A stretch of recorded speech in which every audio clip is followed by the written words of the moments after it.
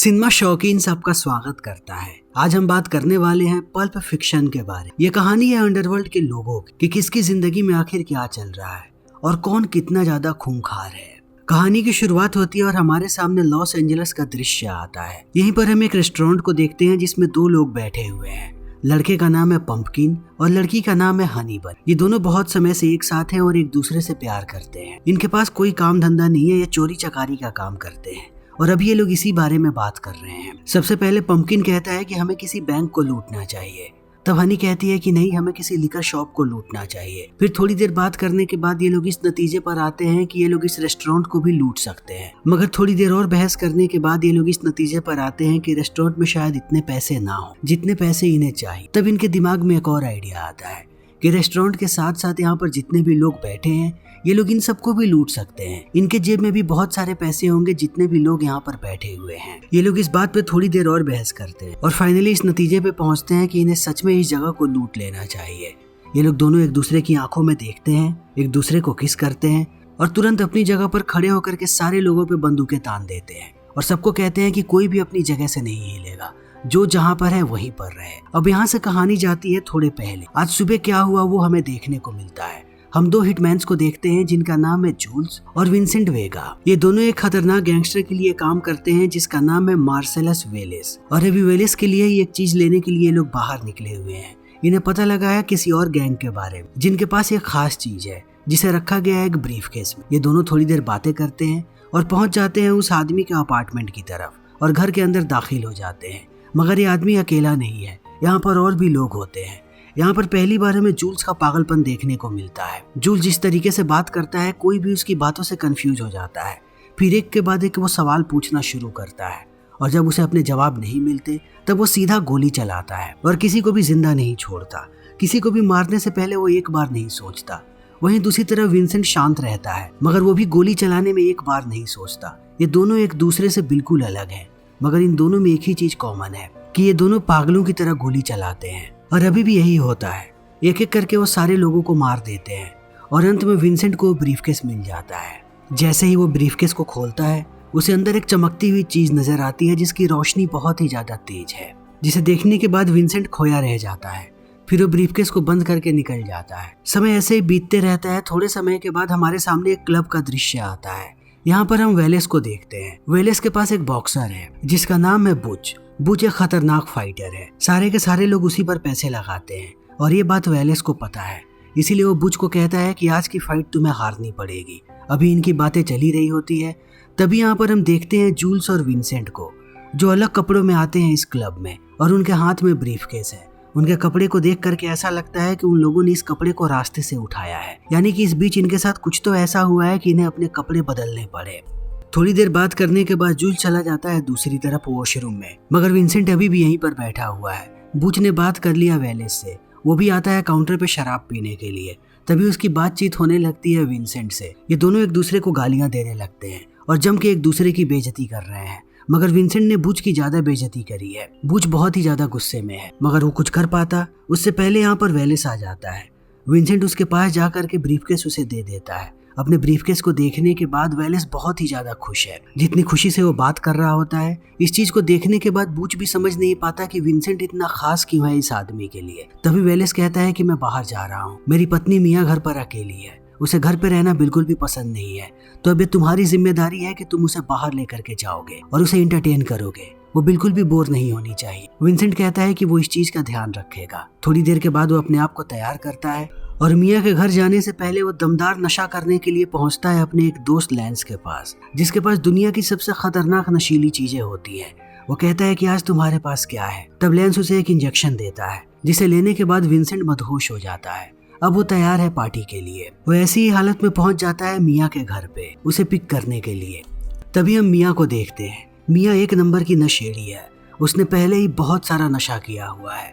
वो बहुत ही ज्यादा हाई है। उसे देखने के बाद इस बात को विंसेंट भी समझ जाता है। वो उससे पूछती है कि तुम मुझे कहाँ लेकर के चल रहे हो। वो कहता है कि एक बेहतरीन क्लब में जहाँ का खाना और गाना दोनों बहुत ही अच्छा है। ये दोनों पहुंच जाते हैं उस जगह पे। खाना खाते समय ये दोनों एक दूसरे के बारे में बात करते हैं। विंसेंट जब मिया से पूछता है तब वो बताती है कि पेशे से वो एक एक्ट्रेस है। वो अपने पूरे एक्टिंग करियर के बारे में उसे बताती है यानी कि अभी तक उसने कुछ भी बड़ा नहीं किया है, वो सिर्फ वेलेस के पैसे उड़ा रही है। लेकिन यहाँ दूसरी तरफ विंसेंट अपने बारे में ज्यादा कुछ नहीं बताता। थोड़ी देर के बाद जब गाना बजना शुरू होता है तब मिया विंसेंट को कहती है कि यहाँ पर हमेशा ही डांस कंपटीशन होता है और कपल आकर के स्टेज पे डांस करते हैं। जिनका डांस सबसे अच्छा होता है उन्हें अवार्ड मिलता है। मैं चाहती हूँ कि तुम आकर के मेरे साथ डांस करो, बहुत ही मजा आएगा। तब विंसेंट भी मान जाता है। नशे में धुत ये दोनों पहुंच जाते हैं स्टेज पे और नाचना शुरू कर देते हैं। इनका डांस वाकई में लाजवाब होता है। सबको डांस बहुत ही ज्यादा पसंद आता है और अंत में ये लोग अवार्ड जीत भी लेते हैं। अब धीरे धीरे इनके नशे का लेवल बढ़ते जा रहा है। विंसेंट चला जाता है बाथरूम में, ये सोचने के लिए कि अब उसे क्या करना चाहिए, मिया को और कैसे खुश कर सकता है। क्या उसे मिया के करीब जाना चाहिए या फिर दूरी बनानी चाहिए क्योंकि वो वेलेस की पत्नी है। दूसरी तरफ हम मिया को देखते हैं जो देखती है कि विंसेंट का कोट यहीं पे पड़ा हुआ है।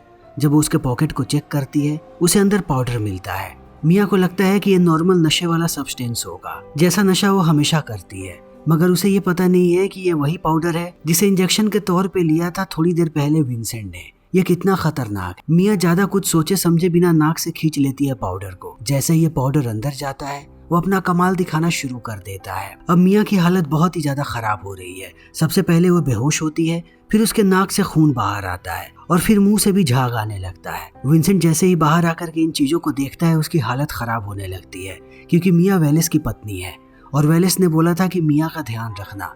अगर मिया के साथ कुछ भी होता है तो वेलेस उसे जिंदा नहीं छोड़ेगा। उसे बिल्कुल भी समझ में नहीं आ रहा कि वो क्या करे। अगर वो मिया को लेकर के हॉस्पिटल गया तो ये एक पुलिस केस बन जाएगा जिसमें वेलेस भी खिंच सकता है। वो नहीं चाहता कि बात वेलेस तक जाए। वो मिया को लेकर के जाने लगता है लैंस के घर पे। लैंस पहले उसे मना करता है मगर वो नहीं मानता। कहता है कि मेरे पास दूसरा कोई भी रास्ता नहीं है, इस लड़की को बचाने की जिम्मेदारी तुम्हारी है क्योंकि तुम्हारा सब्सटेंस लिया है उसने। थोड़ी देर के बाद वो पहुंच जाता है लैंस के घर पे। इसकी हालत देखने के बाद सबकी हालत खराब है। ये लोग मिया को जमीन पे लिटा देते हैं। लैंस कहता है कि इसके छाती में एक इंजेक्शन देना पड़ेगा जो कि सीधा हार्ट में जाए, तभी इसका हार्ट बीट शुरू होगा और ये जिंदा बचेगी। वो एक इंजेक्शन में दवाई भरता है और लेकर के चला आता है यहाँ पर मिया के पास। अब सबकी हालत खराब हो रही है। इस चीज को देखने के बाद कहीं ना कहीं विंसेंट की भी हालत खराब हो रही है क्योंकि ये लोग सीधा मिया के हार्ट में इंजेक्ट करने वाले हैं। अब इस बात पे बहस छिड़ जाती है कि आखिर ये इंजेक्शन देगा कौन। सब अपने हाथ खड़े कर लेते हैं। विंसेंट बार बार बोलता है लैंस को मगर लैंस इंजेक्शन नहीं लगाता। तब ये काम विंसेंट करता है। जैसे ही इंजेक्शन छाती में जाता है मिया उठ करके खड़ी हो जाती है, जिसे देखने के बाद सारे लोग खुश हैं, खास करके विंसेंट। अब वो मिया को लेकर के आने लगता है घर पे। घर पहुंचने के बाद बहुत ही ऑकवर्ड साइलेंस है। विंसेंट मिया को कहता है कि आज जो कुछ भी हुआ ये हम दोनों के बीच रहना चाहिए, चाहे कुछ भी हो जाए। वेलेस को इस बारे में भनक तक ना लगे। मिया वादा करती है कि वो वेलेस को कुछ नहीं बताएगी। तभी कहानी फ्लैशबैक में जाती है जब हम बूच के बचपन को देखते हैं। जब वो बैठा होता है तभी उसके घर पे एक कैप्टन आता है जो उसके पिता का दोस्त हुआ करता था। बूच के पास आकर के वो एक घड़ी निकालता है और कहता है कि ये गोल्ड वॉच है। वो पूरी कहानी सुनाता है कि ये घड़ी तुम्हारे परदादा की थी, फिर तुम्हारे परदादा ने इस घड़ी को दिया तुम्हारे दादा को और तुम्हारे दादा ने दिया तुम्हारे पिता को। तुम्हारे पिता के साथ मैं वियतनाम वॉर में था।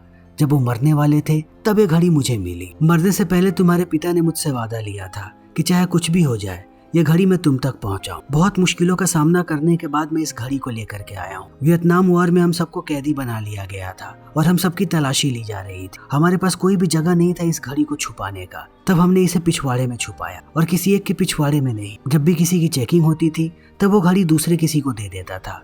वो घड़ी को अपने पिछवाड़े में डाल लेता था। तो इस घड़ी का तुम्हें ख्याल रखना है। बूच घड़ी को ले लेता है और कहानी चली आती है वर्तमान समय में। हम बूच को देखते हैं जिसने अभी अभी अपने फाइट को खत्म किया है। तभी वेलेस के पास लोग जाते हैं और बताते हैं कि बूच फाइट जीत गया। उसने अपनी जिंदगी का सबसे खतरनाक फाइट लड़ी है आज। जितनी बेरहमी से उसने अपने अपोजिशन फाइटर को मारा है आज से पहले कभी किसी को नहीं मारा। उसने इतना मारा कि उस फाइटर की मौत हो गई।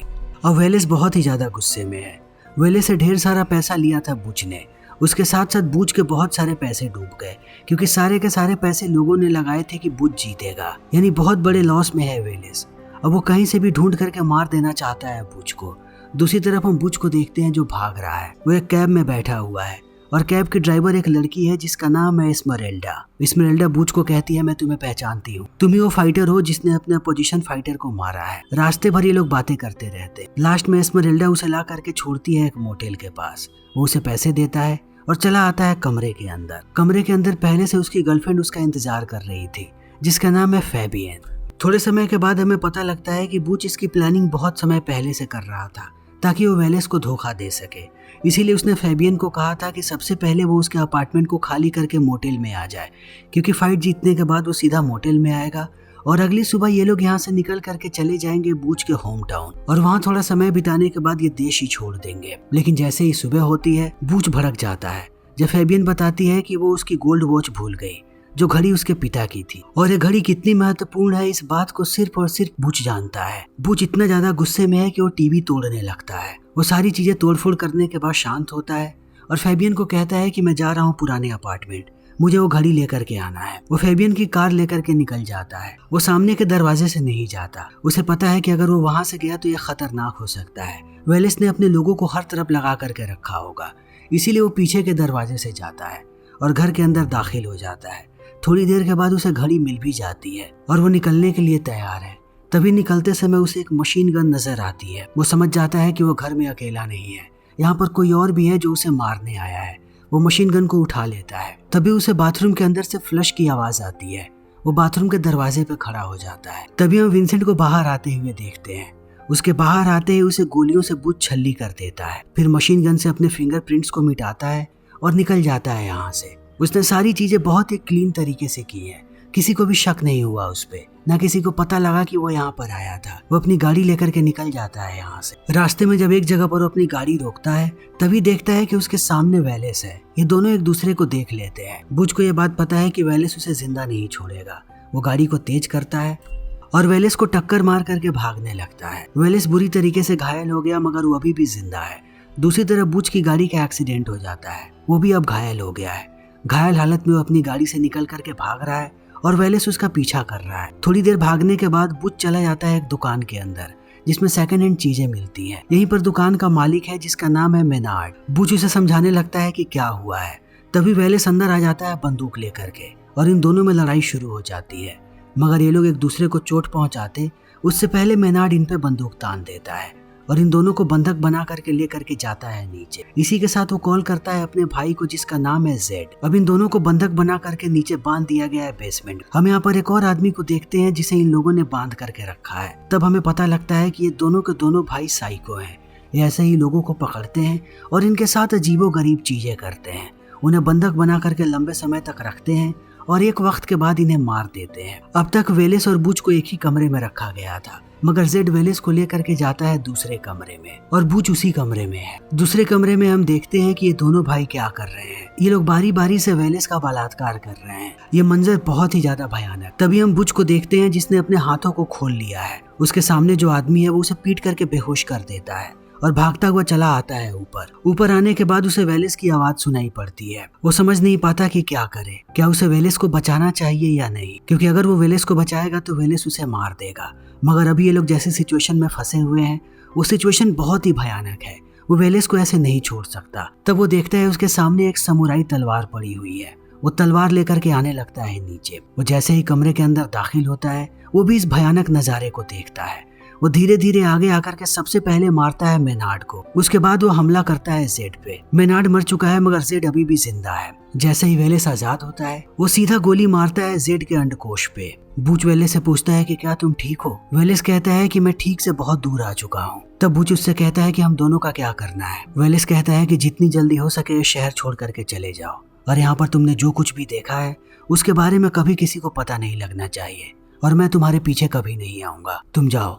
अब यहाँ पर जो होगा उसे सुनने के बाद भी लोगों का दिल दहल जाएगा। वो अपने सारे बंदों को बुला रहा है यहाँ पर। बुच जल्दी से यहाँ से भाग जाता है। बाहर आने के बाद वो जेड की मोटरसाइकिल लेता है और सीधा पहुंचता है फैबियन के पास। वो बार बार पूछती है कि उसकी कार कहाँ पे है। बुच कहता है कि मैं तुम्हें समझा नहीं सकता, जल्दी आकर के बाइक पे बैठो, हमें यहाँ से निकलना है। फिर ये दोनों यहाँ से निकल जाते हैं और अब ये कहानी जाती है फ्लैशबैक में। हम जूल्स और विंसेंट को देखते हैं उस समय में जब वो लोग ब्रीफकेस को लेने के लिए आए हुए थे, जब विंसेंट जिंदा था। ये लोग बहुत ही ज्यादा गुस्से में होते हैं ब्रीफकेस के मिलने के बाद, क्योंकि इस आदमी ने वेलेस का ब्रीफकेस चुराने की गुस्ताखी की थी। जूल्स इस आदमी को मार देता है, मगर इन्हें पता नहीं है कि दुश्मन गैंग का एक आदमी अभी भी बाथरूम के अंदर छुपा हुआ है, जो थोड़ी देर के बाद बाहर आता है और अंधाधुन इन पर गोलियां चलाने लगता है। जब उसकी गोलियां खत्म हो जाती हैं तब वो सामने देखता है इतनी गोलियां चलाने के बावजूद ये दोनों के दोनों अभी भी जिंदा है। एक भी गोली ने इन्हें छुआ तक नहीं है। इस चीज को देखने के बाद ये दोनों आश्चर्यचकित रह जाते हैं। फिर दोनों बंदूक उठाते हैं और मार गिराते हैं इस आदमी को। यहाँ पर हमें पता लगता है कि मार्विन नाम का भी एक लड़का है जो वेलेस के लिए काम करता है और वो इनके गैंग में इसलिए था ताकि वो सारी खबरें दे सके। उसी ने वेलेस को बताया था इस जगह के बारे में। मगर जूल्स का दिमाग अब कहीं और ही घूम रहा है। वो सारी गोलियों को देखता है और विंसेंट को कहता है, मैंने थोड़े समय पहले एक किताब पढ़ी थी जिसमें लिखा हुआ था कि अगर आपकी जान जाते जाते बचे, इसका मतलब यह है कि आपको उस धंधे को अब छोड़ देना चाहिए जो धंधा आप कर रहे हैं, खास करके अगर आपका धंधा गंदा है। यानी कि ईश्वर आपको दूसरा मौका देना चाहते हैं और मुझे लगता है कि ये दूसरा मौका ही है। ये ब्रीफकेस देने के बाद मैं बुराई की दुनिया अब छोड़ना चाहता हूँ। मैं कभी भी बुराई की दुनिया में अब काम नहीं करूंगा। मगर विंसेंट इन बातों पे भरोसा नहीं करता। वो जूल्स को कहता है कि तुम पागल हो गए हो। ये लोग मार्विन को लेते हैं और बाहर जाकर के बैठ जाते हैं अपनी गाड़ी में और जाने लगते हैं ब्रीफकेस को लेकर के ये लोग वेलेस के पास। लेकिन जूल्स के दिमाग में अभी भी वही बात घूम रही है कि आखिर ये लोग जिंदा कैसे बच गए। वो विंसेंट को बताना शुरू करता है कि ये हमारा दूसरा मौका है, हमें इसके बारे में सोचना चाहिए। मगर विंसेंट को इन बातों पे भरोसा नहीं है। वो गुस्सा हो जाता है और पीछे मार्विन से बात करने लगता है। वो इस चीज को भूल जाता है कि उसने अपनी बंदूक को मार्विन की तरफ करके रखा है। गुस्से ही गुस्से में उससे गोली चल जाती है और मार्विन की मौत हो जाती है। अब खून के धब्बे पूरे गाड़ी में फैले हुए हैं और मार्विन के भेजे के टुकड़े भी। इन्हें समझ में नहीं आता कि ये क्या करे। अगर ऐसे ये लोग आगे बढ़े तो पुलिस वाले इन्हें पकड़ सकते हैं। जूल्स कहता है कि बगल में ही मेरा एक दोस्त रहता है जिसका नाम है जिमी, हमें उसके घर पे चलना चाहिए। वहाँ जाकर के ये लोग गाड़ी लगा देते हैं। जिमी कहता है कि तुम लोगों के पास सिर्फ 1 घंटे का वक्त है। 1 घंटे के अंदर अपनी गाड़ी को साफ करो और यहाँ से निकल जाओ, क्योंकि मेरी बीवी नाइट शिफ्ट करती है एक हॉस्पिटल में। 1 घंटे में उसकी शिफ्ट खत्म होगी और वो सीधा घर आएगी। अगर उसने गाड़ी को ऐसी हालत में देख लिया तो सीधा पुलिस वालों को यहाँ पर बुला लेगी। अब इनकी भी समस्या बढ़ती जा रही है। सीधा ये लोग कॉल करके वेलेस को पूरी बात बताते हैं। वेलेस कहता है, तुम लोग चिंता मत करो, मैं एक बंदे को वहाँ पर भेजता हूँ जो कि प्रोफेशनल क्लीनर है। वो यहाँ पर भेजता है विंस्टन उल्फ नाम के आदमी को जो इस काम में माहिर है। उल्फ यहाँ आते ही अपने काम पे लग जाता है। सबको लग रहा था कि उल्फ कुछ बड़ा करेगा, मगर उल्फ सिर्फ बातें करता है और इनसे ही सारा काम करवाता है। सबसे पहले वो इन्हें नहलवाता है और जिमी को कहता है कि अपने कुछ कपड़े इन्हें दे दो। जिमी अपने कपड़े देता है। फिर वो कहता है कि लाश और गाड़ी को मेरे हवाले छोड़। वो एक औरत के पास जाता है जिसका नाम है मॉन्स्टर जो। वो लोग गाड़ी को लेकर के जाते हैं जो के यहाँ, जो लाश को भी ठिकाने लगाएगी, उसके साथ साथ वो पूरी गाड़ी को भी ठिकाने लगा देगी। यहाँ से निकलने के बाद ये दोनों पहुंचते हैं एक जगह पे खाना खाने के लिए। ये वही रेस्टोरेंट है जिसे हमने कहानी की शुरुआत में देखा था, जहाँ पे पंपकिन और बनी बैठे हुए हैं और दूसरी तरफ बैठे हुए हैं जूल्स और विंसेंट। जूल्स फिर से वही बात कर रहा है, कह रहा है कि मैं सीरियस हूँ, मैं सच में इस क्राइम की दुनिया को छोड़ने वाला हूँ क्योंकि वहाँ पर मुझे ईश्वर का संदेश मिला है। विंसेंट कहता है कि तुम सच में सब कुछ छोड़ने वाले हो? वो कहता है कि हाँ। विंसेंट कहता है कि फिर तुम क्या करोगे? जूल्स कहता है कि मैं लोगों की मदद करूंगा और मुझे वही करना है। अभी इनकी बातें चली रही होती है, तभी पंपकिन और बनी इन सब पे बंदूकें तान देते हैं। वो लोग आने लगते हैं जूल्स और विंसेंट के पास। विंसेंट अपना बटुआ निकाल करके दे देता है। उसे अपने पैसे देने में कोई दुख नहीं है, लेकिन तभी पंपकिन लाइन क्रॉस करता है और वो ब्रीफकेस छीनने लगता है जो ब्रीफकेस वेलेस का है। पहले जूल्स उसे समझाता है, लेकिन जब वो नहीं मानता तब जूल्स बताता है कि आखिर वो कौन है। वो बंदूक निकाल करके तान देता है पंपकिन और उसी समय विंसेंट भी बंदूक तान देता है बनी पे। अब बनी और पंपकिन की हालत खराब है। जूल्स उस पे बंदूक तान करके कहता है कि तुम्हें शायद पता भी नहीं है कि मैं कौन हूँ और मैंने कितने सारे लोगों को मारा है। अगर कोई और दिन होता तब तुम्हारी और तुम्हारी गर्लफ्रेंड की लाश नीचे पड़ी हो, मगर आज ही मुझे ईश्वर का संदेश मिला है, तब से मैंने लोगों को मारना बंद कर दिया है, इसीलिए मैं तुम्हें जिंदा छोड़ रहा हूँ। अब यहाँ से निकलो और मेरा बटुआ भी लेकर के जाओ। पंपकिन डर जाता है, उसे लगता है कि बटुआ लेने के बाद जूल्स उसे मार देगा। वो उसका बटुआ नहीं लेता। तब जूल्स उस पर दोबारा चिल्लाता है और कहता है कि आज का दिन तुम्हारा है, अपने दिन को और बेहतर बनाओ, मेरा बटुआ लो और उसके साथ साथ बाकी सारे लोगों का भी पैसा लो जैसा तुमने प्लान किया था। फिर पंपकिन और हनी ऐसा ही करते हैं और सारे पैसे लेकर के निकल जाते हैं, मगर इन दोनों की हालत खराब है। आज इनके साथ जो कुछ भी हुआ है उसके बाद कहीं ये दोबारा चोरी ना करें। उनके जाने के बाद ये दोनों भी निकलने लगते हैं और यहाँ से निकल करके सीधा ये लोग जाएंगे वेलेस के क्लब, जहाँ से आगे की कहानी हम ऑलरेडी देख चुके हैं कि क्लब के बाद क्या हुआ है। तो दोस्तों, इसी के साथ हमारी आज की ये वीडियो यहीं पर खत्म होती है। अगर आपको हमारी ये वीडियो पसंद आई हो तो इसे लाइक करें, शेयर करें और चैनल को सब्सक्राइब करें। Thank you.